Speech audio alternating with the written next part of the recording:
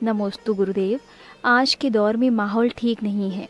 ऐसे माहौल में बच्चों को किस प्रकार संस्कार दें जिससे कोयले की खान में हीरा पैदा हो? ये तो पता है कि हीरा कोयले की खान में पैदा होता है, होता है। कोई एक आध होता है, सब नहीं होता। लेकिन उसके लिए हमें तत्परता रखनी होगी। एक दूसरा कहावत इसमें ज़्यादा उपयोगी है कि काजल की कोठरी से बेदाग कैसे निकले। मनुष्य चाहे किसी भी माहौल में क्यों न रहे, जिसे अपनी मर्यादाओं और सीमाओं का भान होता है, उस पर बाहरी दुनिया का कोई खास प्रभाव नहीं पड़ता। जो लोगों की संगति के प्रभाव में आकर बह जाते हैं, उनका कोई ठिकाना नहीं। दुनिया में नकारात्मकता अधिक है, माना है, पर हमारी निष्ठा यदि पूरी तरह सकारात्मक है तो वो नकारात्मकता हम पर हावी नहीं होगी और हमारे जीवन के लिए भी कोई कठिनाई भी नहीं। नमोस्तु गुरुदेव। जब हम कोई परोपकार करते हैं तो हमारी प्राथमिकता क्या होनी चाहिए? परमार्थ, यश या प्रतिष्ठा? वहीं सत्य कार्यों पर शिलापट लगाने का क्या उद्देश्य है? हम कोई भी अच्छा कार्य करें तो उसे अपना कर्तव्य जानकर करें। पहला काम, हम ये जो कार्य कर रहे हैं किसी के ऊपर एहसान करने के लिए नहीं कर रहे हैं, स्वयं को कृतार्थ करने के लिए कर रहे हैं। और जो स्वयं को कृतार्थ करने के भाव से कोई अच्छा काम करता है, उसका हृदय अहोभाव से भरता है, मन में अहम भाव नहीं होता। ठीक? तो जब भी हम परमार्थ का काम करें, ये सोच करके करें, इससे मेरा जीवन धन्य हो गया, मैं कृतार्थ हो गया, ये मेरे जीवन उद्धार का एक अच्छा अवसर आ गया। अब रहा सवाल कि हम ये सब काम करें तो नाम के लिए करें, तो मैं कहता हूं कि दान देने के बाद नाम की चाह कभी नहीं रखना, पर दानियों के सम्मान में कभी पीछे मत रहना। नाम के लिए दान मत करो, पर कोई दान कर रहा है तो उसके सम्मान में पीछे मत रहो। अब मैंने कोई कार्य किया, अपना कर्तव्य मान करके किया, और उसमें लोग मेरा यशोगान कर रहे हैं, तो वो करे, मैंने यशोगान के लिए नहीं किया। यशोगान तो होता ही है कीर्ति दानानुसार नहीं। तुम जितना दान करोगे उतना यश फैलेगा, फैले। मेरे मन में चाह नहीं है, पर सुगंध फूल में होगी तो अपने आप फैलेगी। अच्छा कार्य करोगे तो सबके जवान पर तुम्हारा नाम चढ़ेगा, करो, हम उसको रोक थोड़ी सकते हैं। आज मैं प्रवचन करता हूँ, आप लोगों को अच्छा लगता है, आप लोग नाम लेते हो, कहते हो महाराज बहुत पॉपुलर है, तो प्रवचन करेंगे तो पॉपुलरिटी होगी, पर मैं पॉपुलरिटी के लिए थोड़ी प्रवचन करता हूँ। अरे पॉपुलरिटी हो रही है तो प्रवचन करना बंद कर दूं, ये कहाँ की समझदारी? मेरा नाम हो रहा है तो दान देना बंद कर दूं, ये कहाँ की समझदारी? दानी का नाम कभी मत छिपाना, क्योंकि एक दानी का नाम लेने से 10 दानी के मन में भाव जागता है। अब रहा शिलापत्र में नाम लिखाने का, पहले मैं इसका विरोधी था, मुझे अच्छा नहीं लगता, लेकिन एक घटना ने मेरी धारणा बदल दी। जब मैं कोलकाता में था, कोलकाता में बहुत सारे हमारे सरावगी जैन भाई जो कभी जैन धर्म का दृढ़ता से पालन करते थे, पिछले 50 वर्षों में वे सब धीरे धीरे जैन धर्म से विमुख होकर श्रावक धर्म को छोड़ दिए। तो उन सबको जब मैंने देखा, उसमें वे लोग भी, वो परिवार भी थे जिन परिवार के पुरखों ने बेलगछिया जैसा मंदिर बनाया। तो मैंने लोगों को जब लौटाना शुरू किया, बहुत सारे लोगों को लौटाया, लगभग 300 से अधिक परिवार वापस मुख्य धारा में जुड़े। ये कोलकाता प्रवास की एक बहुत बड़ी उपलब्धि हुई, आज भी वो लोग कर रहे हैं। मैं सब जगह करता हूँ, आपके यहाँ भी किया, आपके यहाँ भी अभी 3-4 परिवारों से बातचीत की, वह सब लोग नियमित सभा में आने भी लगे हैं, फिर से वो जुड़ रहे, उनके मन में हर्ष भी है और हमें ये प्रयास करना चाहिए। उसमें एक व्यक्ति क्यों जुड़ा? नया मंदिर, कोलकाता के नया मंदिर में उनके पिताजी के द्वारा एक दान किया गया था, उसमें उनका नाम लिखा था। तो उस व्यक्ति ने उस नाम को देखकर, जब उसे दिखाया गया कि देख तेरे पिताजी ये करते, तो उस नाम को देखकर उसके मन में आया, अरे मेरे पिताजी जैन थे, हमें भी जैन धर्म का पालन करना चाहिए। वो पूरी तरह से जैन धर्म की ओर झुक गया, जबकि वो पूरी तरह से विमुख हो चुका था। तो मेरा मानना यह है कि यदि कहीं किसी का नाम हो तो आने वाली पीढ़ियां भी उस मार्ग में आगे बढ़ सकती है। आज अशोक जी कहीं दान दें, उनका नाम हो, और कल उनका पोता परपोता आए, वो देखे अरे ये तो मेरे दादाजी और परदादा का बनाया हुआ है, मुझे भी यहाँ करना चाहिए। ये प्रेरणा पीढ़ियों को जाती है। इसलिए कहीं शिलापट पर इस भाव से नाम आए तो कोई बुराई नहीं, समझ गए? तो इसे ध्यान में रख करके चलना। नमोस्तु गुरुदेव। पाना तो चाहते हैं सिद्धालय, पर तन कमजोर, मन कमजोर, श्रद्धा एवं संयम का पालन भी कमजोर है। तो ऐसी स्थिति में क्या करें? मैं एक ही बात कहता हूँ, मन कमजोर, तन कमजोर, अंदर का साहस कमजोर। तो मैं एक ही बात कहता हूँ, अगर ऐसा लगता है कि मैं कमजोर हूँ, कुछ मत करो। जो तुम्हें बलजोर दिखते हैं ना इन संदर्भ में, उनकी शरण में चले जाओ। खरबूजे को देख के रंग बदल देगा, और आज तुम कमजोर महसूस कर रही हो, कल मजबूत बन सकते। नमोस्तु गुरुदेव। मंदिर की दान पेटी में आए पैसों से क्या किसी गरीब की बेटी या असहाय की सहायता कर सकते हैं? एक दिन तो एक सवाल आया था कि मंदिर में हम जो पेटी रखते हैं उसे दान पेटी क्यों देते हैं? बात सही, भगवान के आगे दान दे रहे हैं, भगवान को दे रहे हैं, पर वो योगदान पेटी है। सच्चे अर्थों में वो योगदान है। और मंदिरों में जो भी गुल्लक होती है वो सहयोग के भाव से दी जाती है। मंदिर के गुल्लकों में अलग अलग मद लिखना चाहिए।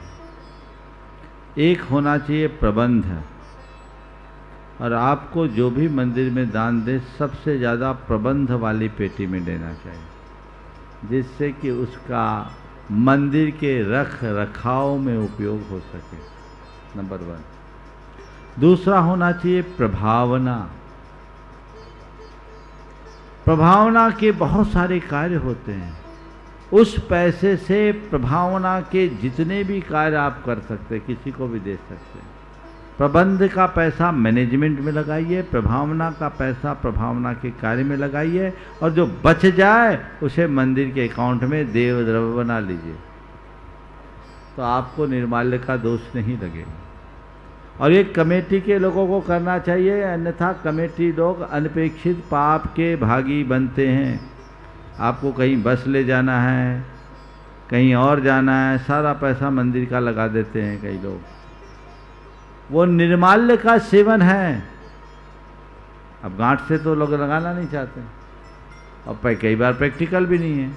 तो वो आप अगर इस तरीके से डिवीजन कर दें तो आपको दोष भी नहीं लगेगा और आपकी व्यवस्था भी बन जाएगी। ऐसी व्यवस्था बना के चलना चाहिए। नमोस्तु गुरुदेव। जिंदगी जब हमारे हक में हो तो अभिमान आता है, और खिलाफ हो तो सब्र टूटता है। दोनों में सामंजस्य कैसे बनाएं? मैं एक सवाल करता हूँ, दिन में जब उजाला होता है और रोज़ रात के अंधेरे का सामना करना पड़ता है, रात के अंधेरा छाने के बाद आप अपने मन को कैसे समझाते हो? इसलिए ना कि प्रभात होगा, तो मैं इतना ही कहूँगा, जो दिन हक का है वो कहे कि कल हमारे खिलाफ भी दिन होगा, और जो दिन खिलाफ का हो शब्द रखो कल का दिन मेरा होगा। बस इतनी सोच अगर मनुष्य बना ले तो उसके हृदय में न दीनता होगी, न अभिमान, न वो अधीर होगा और न अभिमानी होगा। हमें दोनों चीज़ों को समझना चाहिए। अगर तुम्हारे जीवन में उपलब्धियां घट रही है, सोचना ये नष्ट होने वाली है, और तुम्हारे जीवन में कोई विपत्ति आ रही है, सोचना ये भी जाने वाली है। सब चला जाएगा, सब ठीक होगा। रात के बाद प्रभात और प्रभात के बाद रात, ये निसर्ग का नियम है जो सतत चलता रहेगा। नमोस्तु गुरुदेव। आजकल व्यक्ति के मरणोपरांत तीसरे दिन उठावनी के साथ ही दान राशि घोषित कर देते हैं, क्या ये उचित है? आप लोगों ने अपनी सुविधा की दृष्टि से तीसरे ही दिन सारे काम करना शुरू कर दिए, लेकिन शास्त्रीय विधान के अनुसार सूतक अवस्था में दान नहीं देना चाहिए। मरणोपरांत जो दान किया जाता है और विधान किया जाता है, वो सूतक के निष्ठापन का द्योतक है। शास्त्र के अनुसार देव पूजा और पात्र दान से ही सूतक का निवारण होता है। तो 12 दिन बाद 13वें दिन विधान और उसी दिन लोग दान की घोषणा करते, जिससे ये सूतक खत्म हो और नए पुण्य के संचय के साथ नव जीवन की शुरुआत हो। अब आजकल की व्यवस्थाएं बदल गई, और बदली हुई व्यवस्था के कारण लोग अपनी अपनी सुविधा अनुसार तीसरे ही दिन सब कर लिए। अब तीसरे दिन का एक भाई ने मुझे बताया कि महाराज बड़ा गड़बड़ होने लगा। बोले क्या? बोले तीसरे दिन सारे मेहमान आते हैं, तो उस दिन बाजार थोड़ा गर्म रहता है, तो भीड़ के समय आजकल लोग दान भी मैदान देख के देते हैं। तो तीसरे में जब सब रहते तो लोगों की दान की राशि ज़्यादा होती, और जब 12वें दिन के बाद 13वें दिन उनकी शुद्धि होती, विधान पूजन में केवल घर के लोग होते हैं, तो इंडेक्स नीचे आ जाता है। ये मामला गड़बड़, ये नहीं होना चाहिए। ये तो पुण्य वृद्धि का और पुण्य अर्जन का सुअवसर है। हमें इसका भरपूर लाभ उठाना चाहिए और इनमें कटौती नहीं करना चाहिए। बल्कि मैं एक सलाह दूं, जो आदमी छोड़ कर गया है ना, जो वो छोड़ के गया है, उसका 10% भी दे दो तो निहाल हो जाओ। वो दुनिया छोड़ के जाता है, पर तुम उसमें से कुछ भी नहीं छोड़ना चाहते। अपना मत दो, जो छोड़ के गया वही दे दो। और इसलिए तुम लोगों को भी एक सलाह साथ साथ दे देता हूं, तुम छोड़ के जाओगे, तुम्हारे पीछे वाले कुछ नहीं छोड़ेंगे।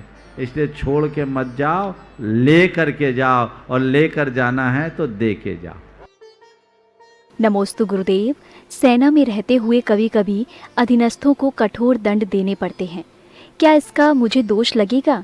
मैं आपसे कहूँगा, राजधर्म भी आपका धर्म है।